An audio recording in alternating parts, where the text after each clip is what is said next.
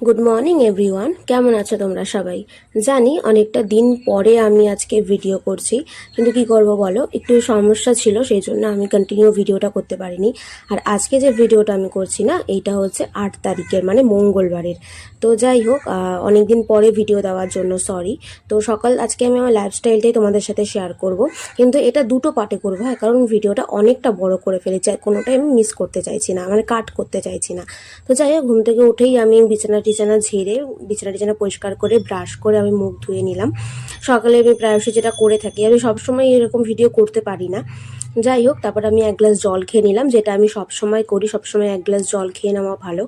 আজকে যেহেতু আমি একটু সকাল সকাল উঠেছিলাম, সেহেতু আমি আগে একবার পড়ে নিলাম, রিভাইজ করে নিলাম পড়াগুলো, কারণ আগের দিন আমি পড়িনি। তো যাই হোক, আমি পড়ে নিলাম, আর পরেরটা আমি নেক্সট পার্টে তোমাদের দেখাবো। ঠিক আছে, টাটা।